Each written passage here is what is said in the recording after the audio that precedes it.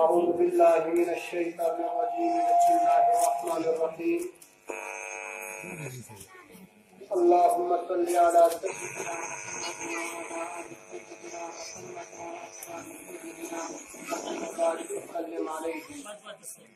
اللهم صل على سيدنا محمد وعلى آل سيدنا محمد وأصحاب سيدنا محمد وبارك وسلم عليهم اللهم صل على سيدنا محمد وعلى آل سيدنا محمد وأصحاب سيدنا محمد وبارك وسلم عليهم. محترم بزرگوں اور دوستوں،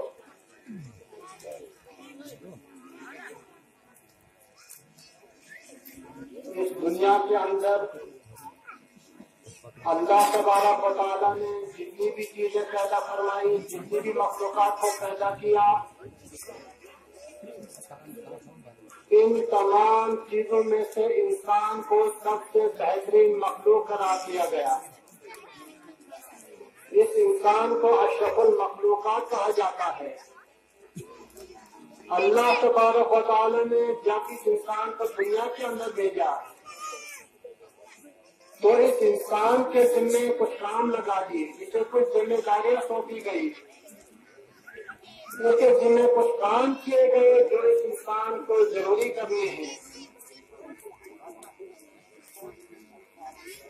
اس انسان کے ذمے جو حقوق ہیں ان میں سے ایک حقوق اللہ اور ایک حقوق العباد. حقوق اللہ کے اندر نماز ہے، روزہ ہے، حج ہے، زکوٰۃ ہے،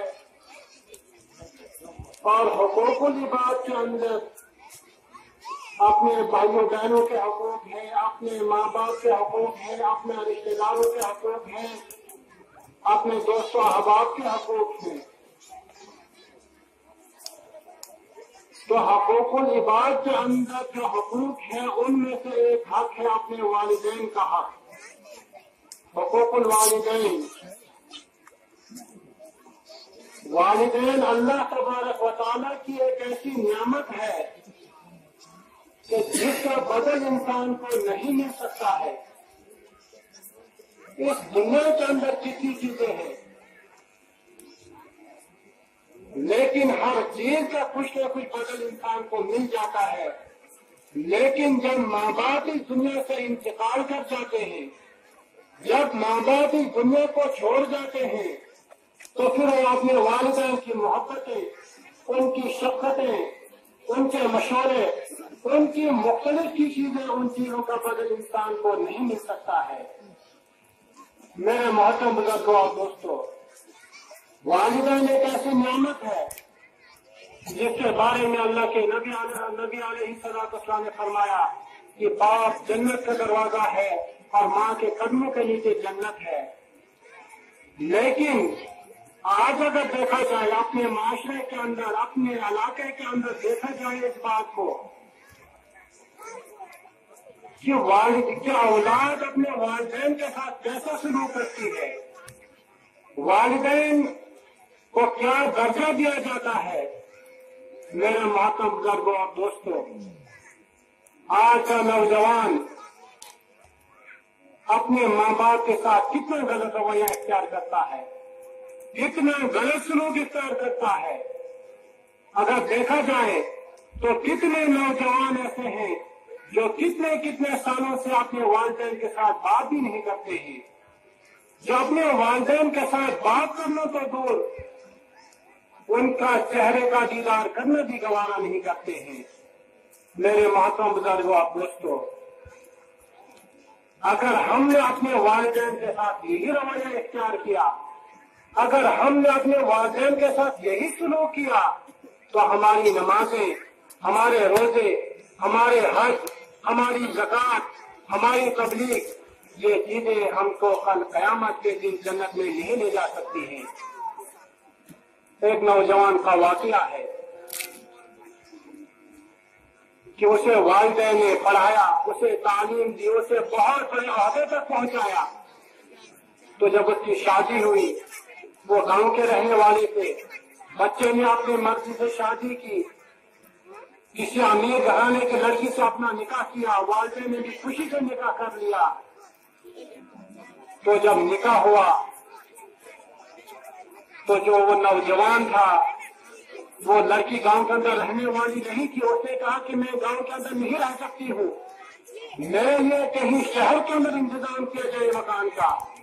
تو والدین نے ویسا ہی کیا اور جو ہے وہ نوجوان اپنے والدین سے الگ ہوا اور جب کہیں شہر سے اپنے والدین کی ملاقات کو آنا چاہتا تھا, اپنے والدین کے پاس آتا تھا, اپنے والدین سے ملاقات کر کے جب واپس جاتا تھا تو واپس جاتے ہی اپنی بیوی سے اس پر ڈانٹ پڑتی تھی کہ تو نے اتنا ٹائم کہاں ضائع کیا. جب وہ نوجوان تنگ آیا تو اس نے سوچا کہ میں کوئی ایسا راستہ نکالوں کہ میں یہاں سے کہیں دور چلا جاؤں. تو اس نے اپنے والدین سے کہا کہ میں نے پاسپورٹ بنایا ہے, میں سعودی عرب کے اندر کام کرنے کے لیے جاؤں گا. والدین کا اکلوتا بیٹا تھا, انہوں نے کہا کہ اگر بیٹا وہیں خوش رہتا ہے تو اس کو وہیں جانے دیا جائے. انہوں نے اپنے بیٹے سے کہا کہ بیٹے جہاں تو خوش رہے گا تجھے ہماری طرف سے اجازت ہے تو وہاں جا کر کے اپنا کام کاج کر لے. تو وہ نوجوان سعودی عرب چلا گیا. جب وہاں پہنچا تو اس نے اپنے والدین کو بھلا دیا. کبھی بیچ کے اندر کچھ تھوڑا بہت پیسہ اپنے والدین کے لیے بھیجتا تھا اور اس نے وہاں پر اپنے ایک معمول بنایا. سعودی عرب کے اندر بیٹھتا تھا تو اس نے یہ سوچا کہ میں ہر سال جو ہے حج کرتا رہوں گا. 13 سال تک وہ نوجوان وہاں رہا اور 13 سال کے اندر اس نوجوان نے 13 حج کیے. لیکن جب وہ حج کر کے واپس آتا, اپنے ڈیرے پہ آتا تو رات کو سو جاتا تو اس کے خواب میں آ کر کے کوئی شخص کہتا کہ اے حج کرنے والے نوجوان, اللہ نے تیرے حج کو قبول نہیں کیا. اس نے دوسرا حج کیا, پھر وہی معاملہ اس کے ساتھ. جب حج کر کے واپس لوٹا تو رات کو خواب میں کسی شخص نے کہا کہ حج کرنے نوجوان, اللہ نے تیرے حج کو قبول نہیں کیا. تیسرا حج کیا, چوتھا حج کیا, 5واں حج کیا. اسی طریقے سے 13 حج اس نے لگاتار کیے. لیکن ہر حج کرنے کے بعد اس کے ساتھ یہی معاملہ پیش آتا.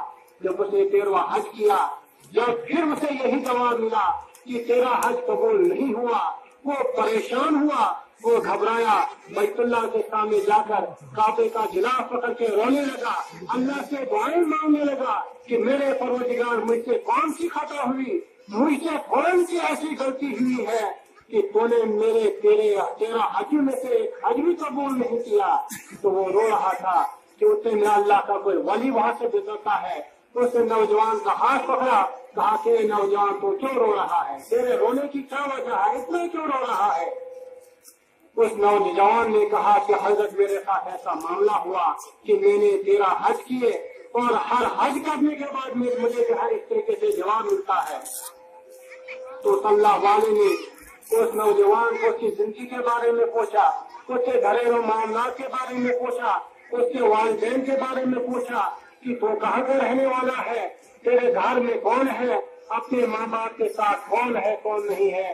تو اس نوجوان نے جب اپنا پورا جو ہے وہ قصہ سنایا تو اللہ کے ولی نے کہا کہ خدا کے بندے تو جا, تو واپس اپنے گھر کو چلے جا, اپنے والدین کے ساتھ ملاقات کر کے پھر واپس آ جانا اور اگلے سال پھر حج کر لینا. اس نوجوان نے ویسا ہی کیا, وہ واپس پہنچا.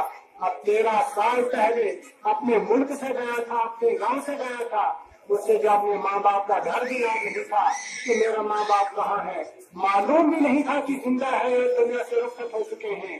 تو جب اپنے گاؤں کے قریب پہنچا, کسی چھوٹے بچے سے 7-8 سال کے بچے سے پوچھا کہ گاؤں کے اندر فلانے آدمی کا مکان ہے وہ کہاں پہ ہے. تو اس چھوٹے بچے نے, اب اس کی عمر 7-8 سال کی, اس نے کہا کہ وہ بوڑھی عورت گھر کے اندر اکیلی ہے, اس کا کھانا دنیا سے رخصت ہو چکا ہے اور ان کا ایک بیٹا ہے جو 13 سال سے اپنے ملک سے غائب ہو چکا ہے, اپنے ماں باپ کو تنہا چھوڑ کے باہر کہیں ملک میں پہنچ چکا ہے. تو اس بچے سے کہا کہ مجھے ان کے گھر دکھا. اس بچے نے انہیں گھر میں پہنچایا تو دیکھا کہ وہ بھولی ماں گھر کے کونے میں بیٹھی ہے, آنکھوں سے روشنی بھی چلی گئی ہے, اسے کوئی کھانا دینے والا نہیں, اسے کوئی پانی دینے والا نہیں ہے, اسے کوئی باتھ روم میں جانے والا نہیں. وہ بھولی ماں گھر کے اندر جس کی عمر بھی 80-90 سال کی ہو چکی تھی. تو جب وہ بچہ گھبرایا کہ میرا باپ بھی دنیا سے رخصت ہوا ہے اور میری ماں بھی اس حالت میں پہنچ چکی ہے، اب میں کس طریقے سے اپنی ماں کے سامنے جاؤں؟ تو وہ گھبراتے ہوئے اپنی ماں کے سامنے پہنچا اور اس نے کان لگایا کہ اس کی ماں ہاتھ اٹھا کر دعا کر رہی تھی کہ اے میرے پروردگار، میرا ایک ہی بیٹا ہے جو مجھ سے دور ہے، اس ملک سے دور ہے، جو سعودی عرب کے اندر کام کرنے کے لیے پہنچا ہے۔ تو وہ ماں دعا کر رہی تھی کہ پروردگار، میں بھی آخری عمر کے اندر ہوں، آخری حالت کے اندر ہوں، نہ معلوم کس وقت مجھے موت آ جائے گی، پروردگار میرے بیٹے کو واپس لوٹا دے، میرے مرنے سے پہلے اسے یہاں پہنچا دے، تاکہ جب میں دنیا سے رخصت ہو جاؤں تو مجھے جنازہ کرنے والا، قبر کرنے اتارنے والا کوئی محرم موجود ہو۔ تو وہ نوجوان اپنی ماں کے قریب پہنچا، اپنی ماں سے کہا کہ میری اماں جان، نہیں تو آپ کا بیٹا ہوں، میں اتنی دور سے آیا ہوں۔ تو بہرحال ماں نے اسے گلے ملے، اسے دعائیں دی اور کچھ دنوں کے بعد اس کی ماں کا انتقال ہوا۔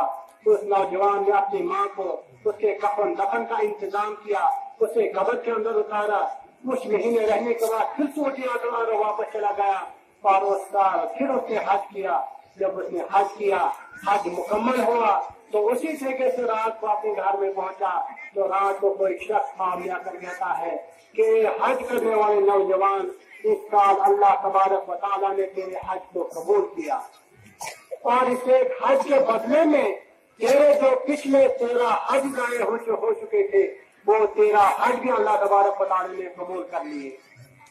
میرے محترم بزرگوں اور دوستو، یہ ہے اپنے والدین کی محبت، ان کی عظمت، ان کی شفقتیں، ان کی دعائیں۔ لیکن اگر ہم سے ہمارے والدین ناراض ہوں گے تو کسی بھی طریقے سے میرے محترم بزرگوں اور دوستو ہماری نجات نہیں ہو سکتی ہے۔ ہر انسان یہ کوشش کرے، ہر نوجوان یہ کوشش کرے کہ میرے والدین مجھ سے راضی ہو جائیں، لیکن آج کا نوجوان